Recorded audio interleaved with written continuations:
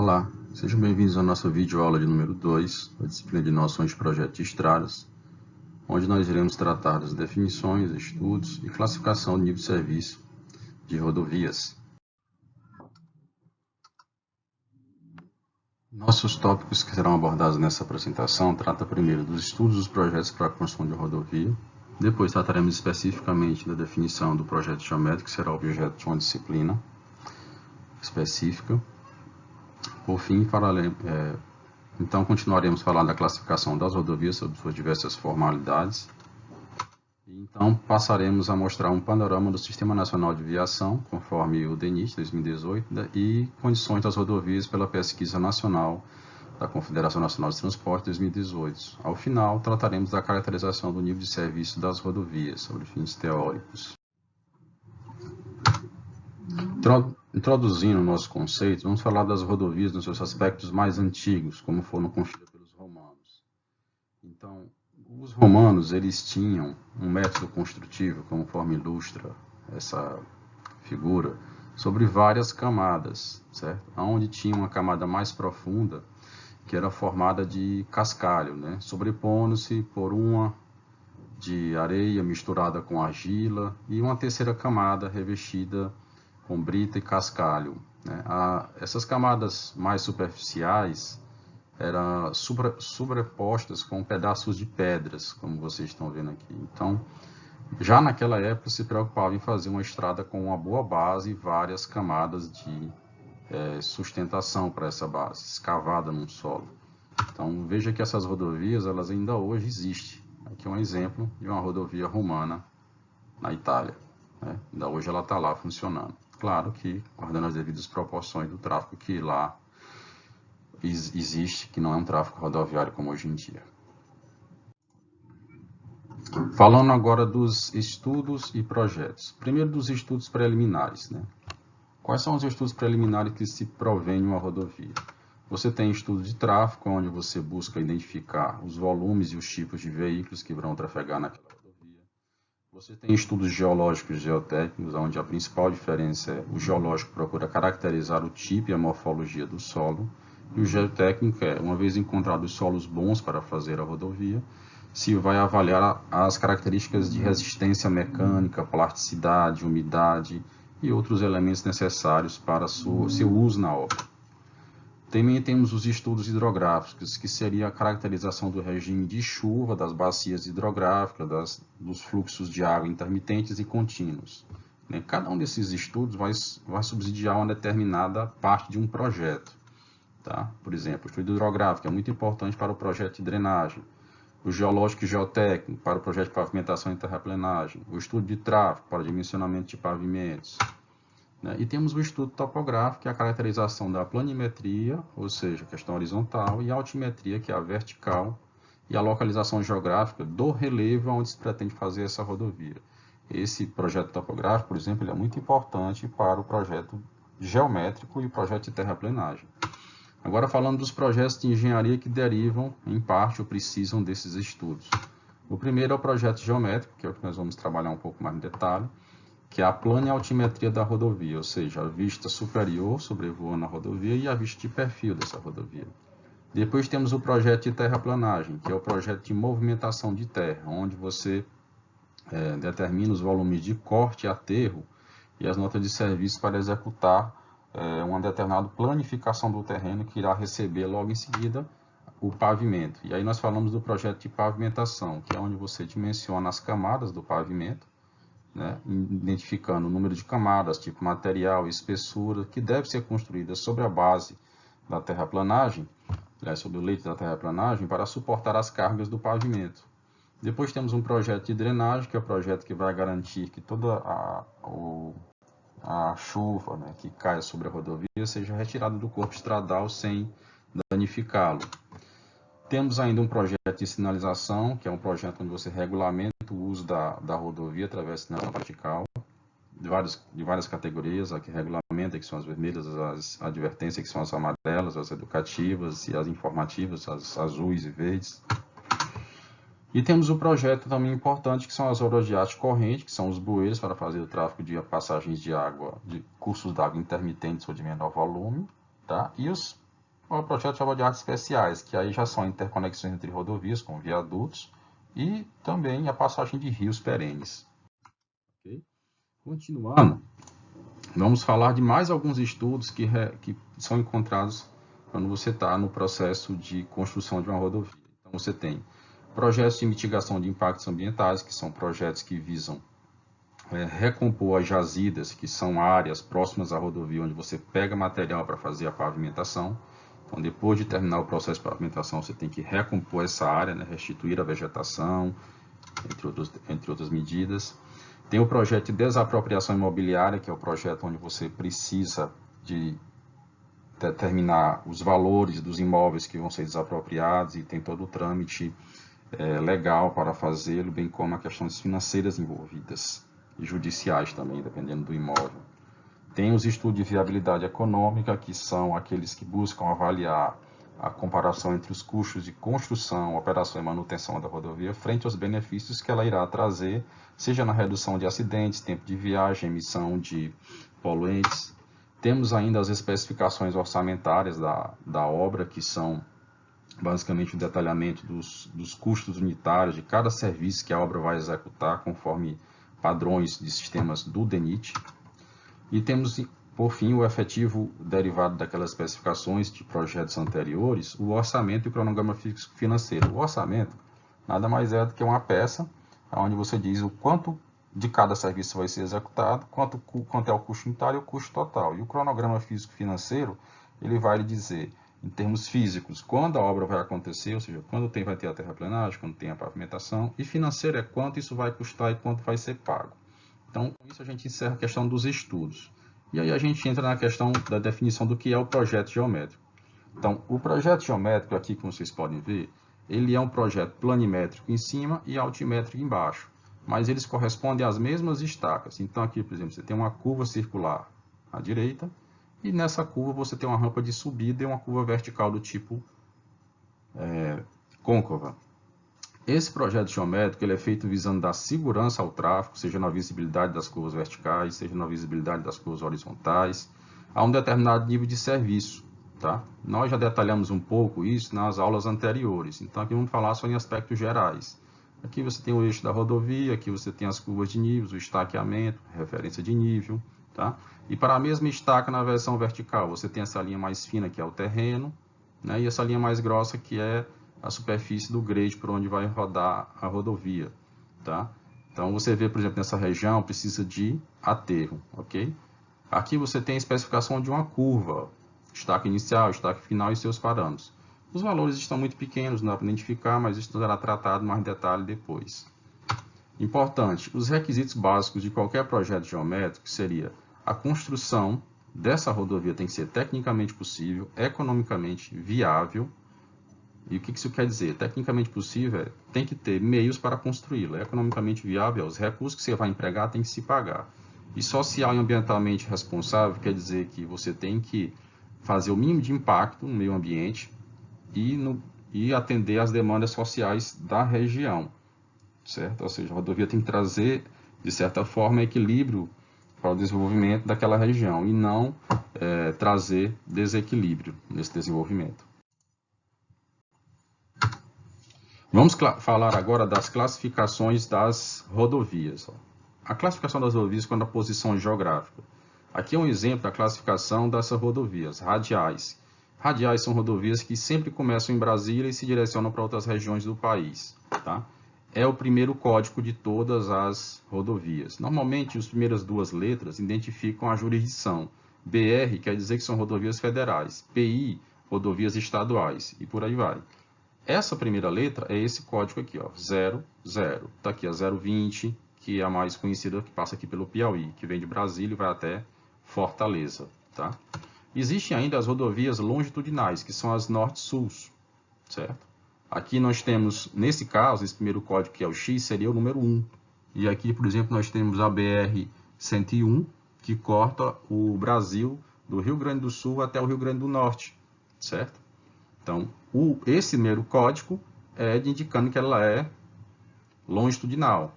E se ela for transversal, aí esse código X já é 2. Aqui nós temos, por exemplo, a BR-235, 0, que vai do Amazonas até o Sergipe, passando por dentro do Piauí.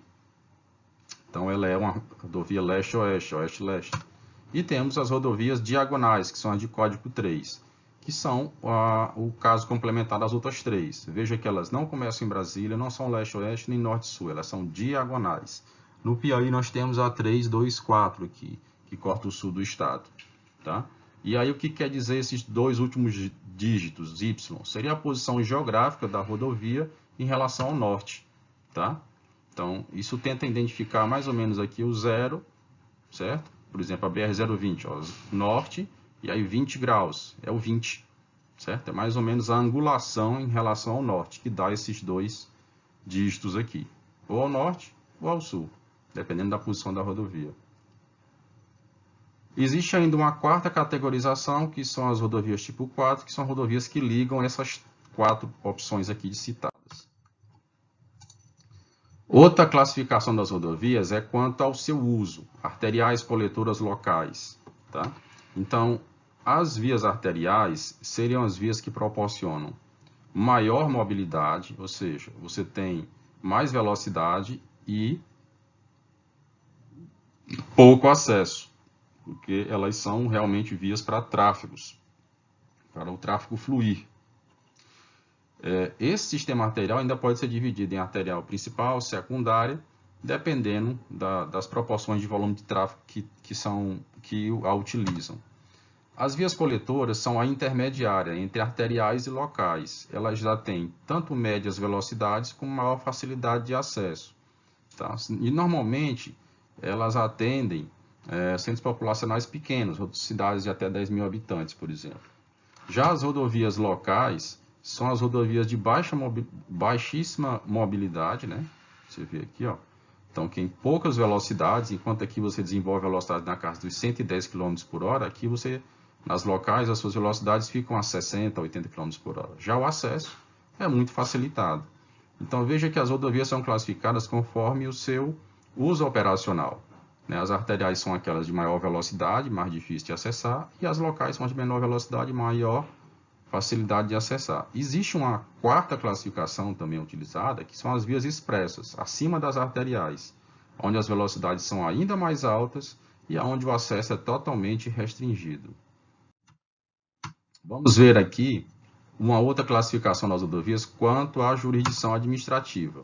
As rodovias podem ser federais, podem ser estaduais, federais quando estão na jurisdição do governo federal, são as BRs, estaduais quando estão sob a jurisdição dos governos estaduais, seja no interior ou na capital, e as municipais quando estão dentro da jurisdição dos governos municipais, das prefeituras. Tá? Aqui nós temos um panorama, por exemplo, da distribuição da malha rodoviária brasileira em 2018.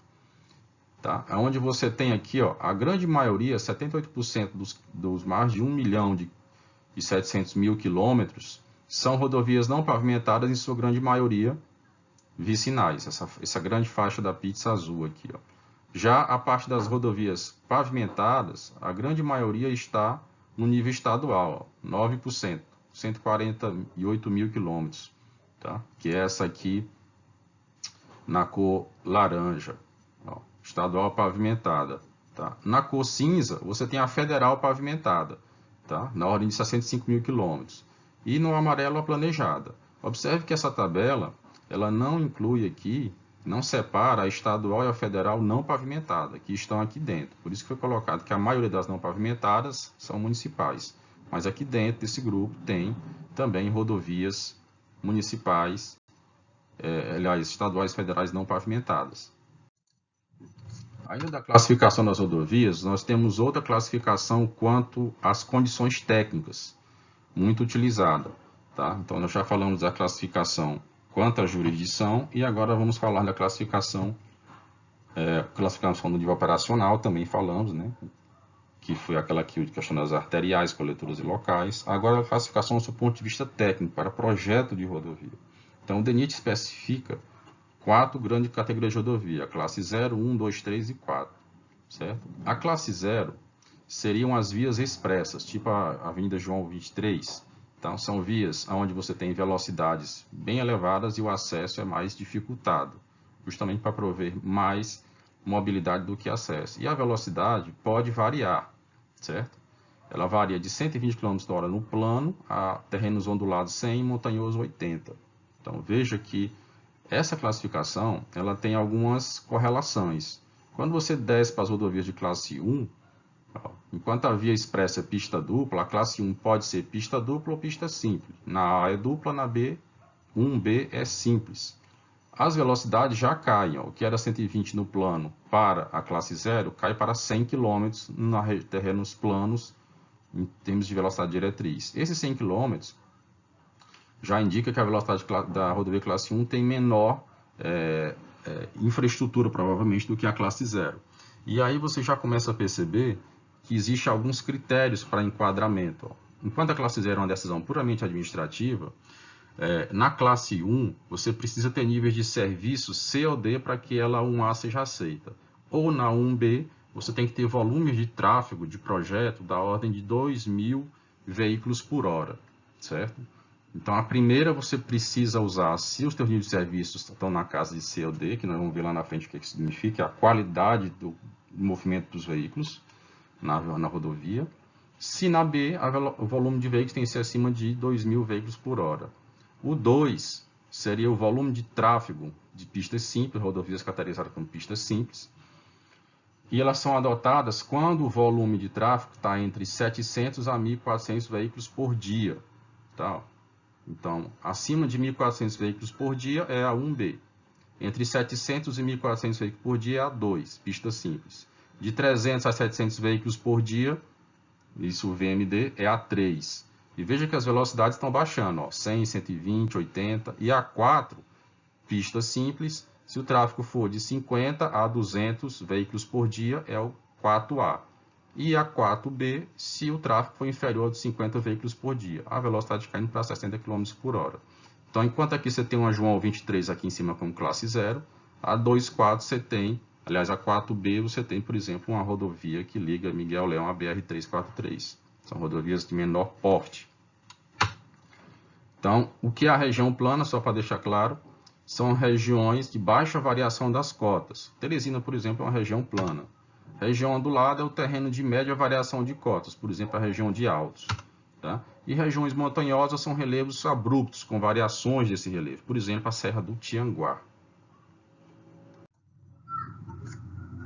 Continuando, nós podemos perceber que a classificação das rodovias se interseccionam. As funcionais, classificação sob o aspecto funcional, né, arterial, coletora local, arterial, alta mobilidade, pouco acesso, e até o extremo da local, pouco acesso. Aliás, muito acesso e pouca mobilidade, ou pouca velocidade. Então, elas se ligam com as classificações do ponto de vista técnico. Por exemplo, as arteriais são tecnicamente enquadradas nas classes 0, 1 e 2. As coletoras são enquadradas na classe 2 e 4. As locais enquadradas nas classes técnicas 3 e 4. Vamos exemplificar aqui alguns exemplos do que seria arterial. Por exemplo, a rodovia da BR-343 Teresina Altos, após a ladeira do Uruguai, que é essa que vocês estão vendo na foto, ela seria uma arterial, podendo também ser indicada como expressa, dependendo da situação, e ela se enquadraria na 0, 1, 2 ou 3 como classificação do ponto de vista técnico. Já as coletoras, podemos exemplificar aqui a Miguel Rosa, entre a Gil Martins e a Walter Alencar, dentro de Teresina. Tá? Mas também poderia ser colocado um arterial de caráter secundário. Então, essa classificação depende muito da situação da rodovia. Mas, em sendo classificada como coletora, ela se enquadraria tecnicamente na classe 2 a 4. E aqui, via do tipo local, por exemplo, a rua Valdetário Tito, que chega na Avenida Miguel Rosa, essa ruazinha pequena. Então, ela tem uma função puramente local, as velocidades aqui são muito baixas, é para promover o acesso desses lotes à grande avenida da Miguel Rosa, que nessas condições pode ser pensada como um arterial.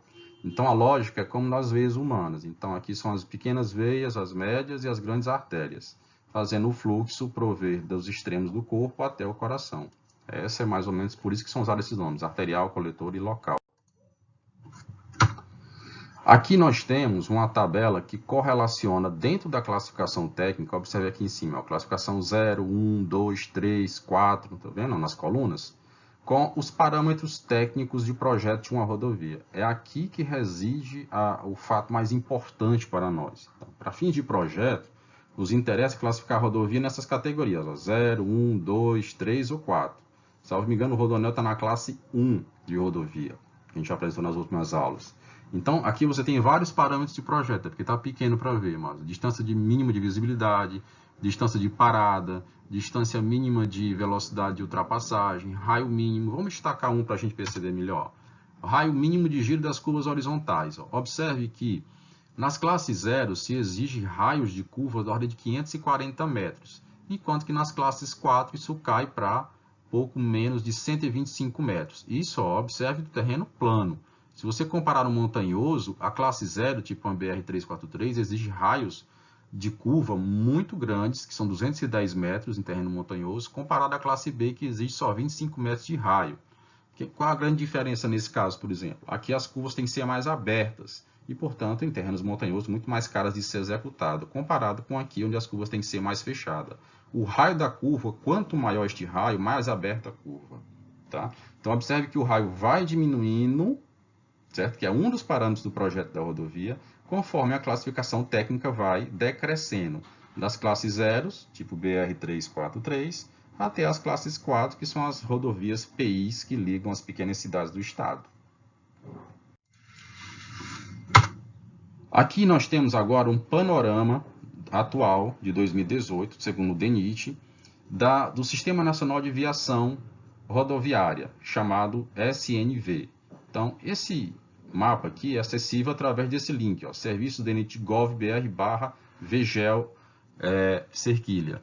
Então, aqui você pode ver toda a malha rodoviária brasileira, certo? Ó, a duplicada, em duplicação, pavimentada, em obra de pavimentação, e por aí vai. Ó. Toda a infraestrutura está colocada aqui. E aí nós destacamos o estado do Piauí para vocês verem com mais detalhes, que nós temos tanto rodovias pavimentadas, alguns pequenos trechos duplicados, e muitos dos trechos estão ainda em planejamento ou implantação. Ó, essas retas aqui são planejadas, são implantadas, né? Implantadas são geralmente aquelas que não são pavimentadas, só chegaram ao nível de subleito ou das primeiras camadas de pavimento. Então, se você quiser saber como é que está o sistema das rodovias brasileiro mais atual, é só ir no site do DENIT, nesse link, que você vai ter uma ideia geral. Aqui você pode acrescentar várias outras informações, além das rodovias. Vamos falar agora sobre outra fonte de informação das rodovias, que é a Confederação Nacional de Transportes. Enquanto o DENIT é um órgão federal, esse aqui já é um órgão, uma associação privada dos transportadores, né? Então, em 2018, eles fizeram, como todo ano fazem, uma pesquisa sobre as condições das rodovias, tá? Avaliando pavimento, sinalização e geometria dessa rodovia. E observe que essa malha que eles avaliaram é uma malha bem menor, 108 mil quilômetros, tá? Na frente dos quase 1.700.000 quilômetros de malha rodoviária total. Então, por quê? Porque o foco deles é mais as rodovias que são mais utilizadas para o transporte de carga. Então, eles estudaram aqui, né, sobre a ótica da pavimentação, sinalização e geometria, rodovias estaduais que são em minoria, 38% com 41 mil quilômetros, e federais, 62% com 67 mil quilômetros. E observe que eles encontraram em 2018. A maioria das rodovias está em condição regular, com 34%, seguida de bom, com 29%. Tá? Um grande destaque também para as ruins, 17%, enquanto que as ótimas são 11%. Isso a malha rodoviária Brasil. Agora, quando a gente vai malha rodoviária para Nordeste, então o que é que a gente percebe? É que no parâmetro ótimo, isso cai de 11 para 8, tá? A qualidade da rodovia, sob os critérios de pavimentação, sinalização e geometria. E nas condições de bom, cai de 20, já aumenta um pouco, de 29 para 32. Praticamente se mantém na condição regular, cai um pouco a condição ruim e aumenta bastante a condição péssima, de 6 para 11%. Isso Nordeste. E quando a gente olha para Piauí, o que acontece? Nós temos uma melhora, ou seja, nós temos uma condição muito ruim da ordem de 8%, um pouco maior do que o federal e bem maior do que o Nordeste. A nossa condição de rodovia, ela é péssima, né? A ruim, ela já aumenta em relação ao Nordeste para 19% e é bem maior do que o 17% do federal. No nível regular, nós estamos na casa dos 32%, que é muito próximo do Nordeste, um pouco inferior ao nacional. E no nível do bom, nós estamos um pouquinho abaixo do Nordeste e no nível do ótimo um pouquinho acima. Então, é mais ou menos parecido com o Nordeste a situação do Piauí em termos de qualidade de rodovias pavimentadas que foram avaliadas, né? Com um leve aumento da questão das rodovias em condições ruins e um decréscimo das rodovias em condições péssimas. Então, se você quiser saber a qualidade das rodovias, recomendo que você procure essa pesquisa nacional da Confederação Nacional de Transportes, que anualmente eles editam ela. Agora vamos falar sobre a caracterização dos níveis de serviço para fins de projeto de uma rodovia. Então, quando você projeta uma rodovia, a ideia era que você proveia um nível de serviço ao usuário, ou seja, um nível de conforto, segurança, mobilidade, questão das ultrapassagens, né, que garanta ao usuário uma certa fluidez e segurança em todo o processo de uso da rodovia. E isso foi feito uma classificação no modelo americano e no modelo inglês que varia de A a F. Tá? Essa primeira que vocês estão vendo é a classificação de serviço A. Nela você pode observar praticamente fluxo livre dos veículos, quase nenhuma restrição de manobras, né, como se cada um tivesse uma pista para si. Tá? Entenda o que significa A. A e A a F é como no modelo escolar americano, eles pontuam as notas. O A seria o 10, né? O B seria talvez o nosso 9, o C seria o nosso 8, o D seria o nosso 7, o E seria o nosso 6 e o F seria o nosso 5. Só que tem A+, B-, F+, F-, que são as variações. Então, entenda, A seria, pense numa rodovia nota 10. Né? Para o motorista, seria excelente. Fluxo livre, praticamente nenhuma restrição de manobra de ultrapassagem. Agora, se for o nível de serviço B, observe que você já tem mais fluxos acontecendo, mas ainda é um fluxo estável. Mas existem algumas restrições entre os motoristas para fazer as suas manobras. Eles não estão completamente livres, tá? Mas ainda é um nível de conforto muito bom para trafegar na rodovia. E se for o nível de serviço C, tá? Aí nós já estamos ainda na faixa de fluxo estável, mas o volume de veículos já aumentou bastante. As manobras de ultrapassagem, para troca de faixa, já começam a enfrentar volumes mais elevados e você já começa a ver pelotões, conjuntos de veículos, a maior parte, pelo menos 50% dos veículos trafegando estão trafegando em grupos.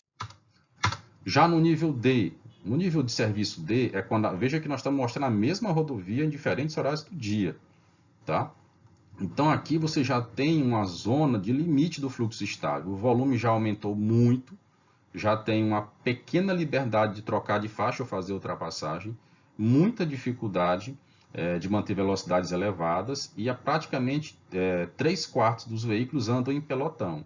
Então aqui, qualquer pequeno acidente já vai gerar congestionamento. Veja que é a mesma rodovia em diferentes condições. Tá? Nível de serviço você já está no nível limite da capacidade da rodovia. Tá? O fluxo já está instável, praticamente mais de 75% dos veículos andam em pelotão, as possibilidades de ultrapassagem são extremamente limitadas e qualquer intervenção brusca, um acidente, uma freada, pode gerar ondas de choque de congestionamento. Observe aqui a mesma rodovia já praticamente lotada com poucos espaços. Então aqui você já está no limite da capacidade. A ideia é projetar rodovias para nível de serviço C e D. Tá? Daqui para frente já não é vantajoso. Né? O usuário já vai experimentar muito atraso, muito congestionamento. Isso é, por exemplo, a realidade de São Paulo quase que diariamente. Tanto que lá eles medem não a qualidade de serviço A, B, C, D, E, F, mas quilômetros de congestionamento, porque eles já estão nesse patamar do nível de serviço E e F há muito tempo. Então, o nível de serviço F seria fluxo forçado. Você praticamente estourou toda a capacidade da rodovia, os veículos andam praticamente em filas e pelotões congestionados, é um anda e para constante. Tá? Velocidades muito pequenas ou quase nulas. Observe mais uma vez que é a mesma rodovia. Então, a mesma rodovia pode experimentar ao longo do dia, ou ao longo dos meses, ou ao longo da semana, diferentes níveis de serviço. Nós temos que pensar o projeto da rodovia para que ela atinja, no pico de sua demanda, aquele nível de serviço que foi colocado nas classificações anteriores. Se vocês lembrarem da classificação técnica do tipo 1B, ela exige um A exige um nível de serviço entre C e D. Então, quando você diz isso, você está dizendo o seguinte: olha, eu vou projetar uma rodovia que vai necessariamente operar nas condições C e D, fluxo estável, melhores condições de manobras, pouco congestionamento, pouco pelotão. E essa operação requer, para 1A, características técnicas, como largura de faixa, raios mínimos, superelevação, número de pistas, tá? Dupla, por exemplo. Isso vai amarrando o teu projeto da tua estrada em aspectos geométricos, pavimentação e terraplanagem.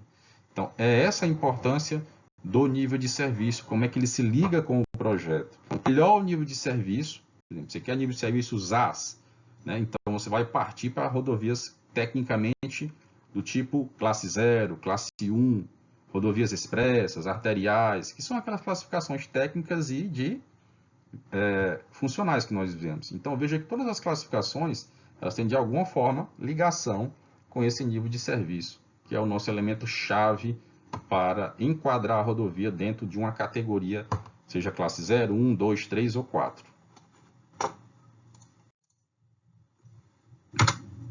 Aqui, ó, por exemplo, nós temos o enquadramento comparativo, ó, classes de nível de serviço A, B, C, D, E e F. Lembre, A, fluxo livre, é congestionamento, né, limite da capacidade atingido. E ele enquadra aqui a velocidade de uso da rodovia, não a velocidade de projeto, e o tempo, né, de percurso com atrasos. Observe que nas níveis A, você tem velocidades variando de 90 a 110, e no máximo 30% do tempo você desperdiça, com atrasos, para, troca de faixa. Já quando você vai para o nível AE, então, ó, esse enquadramento nível E, a sua velocidade fica entre 0 e 60 km por hora. E os níveis, né, de atraso no tempo usado, você encontra assim, 80 a 100% do tempo é gasto com fila, com atraso, com congestionamento. Então, esse gráfico aqui ilustra muito bem o que acontece com os níveis de serviço à medida que você vai aumentando o volume de tráfego. Porque lembra que a infraestrutura da rodovia ela é fixa a maior parte do tempo. Você não aumenta as faixas, você não aumenta a largura delas, você não aumenta instantaneamente. O que você pode é controlar com algumas medidas operacionais, né, como fazem os agentes de trânsito. Mas na prática é fixa essa capacidade. Então, se o volume vai aumentando, o que é que vai acontecendo? Você vai piorando o nível de serviço. A velocidade vai baixando e o percentual do tempo desperdiçado com atrasos e congestionamento vai aumentando. E aqui encerramos a nossa videoaula número 2. Obrigado pela atenção de todos.